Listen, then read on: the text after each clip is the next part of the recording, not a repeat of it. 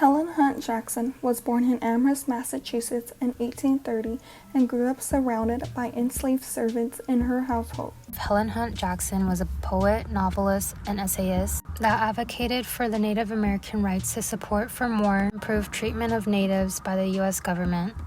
Later in her life, Helen Hunt started to publicly criticize government misconduct of Indigenous Americans, circulating petitions, raising funds, and writing letters to the New York Times. At the beginning of her life, no one expected Jackson to become an abolitionist. The lack of emotional connection to how others lived came into the spotlight when she began her journey as a female writer.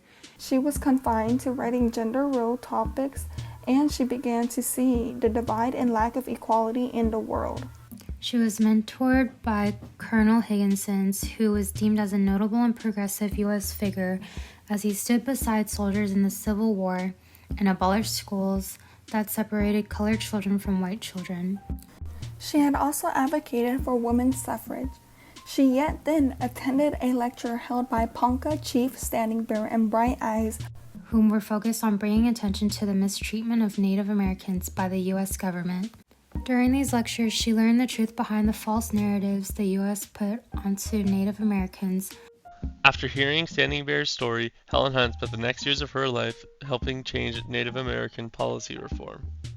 Helen Hunt worked across cultures to fight against injustices by uncovering how the U.S. used European immigrants to create issues with Native Americans which caused greater division and many deaths. She risks her own life and well-being to make it a goal to share the poor conditions and truth behind Native American experiences in her newspaper articles and eventually her books. Something that Helen Hunt Jackson was able to accomplish was writing a book called A Century of Dishonor, which was sent to officials in Congress. A Century of Dishonor brought light to the injustices and abuse caused by the U.S. policies and actions onto the Native American people. It also persuaded Americans to support better treatment of Native Americans.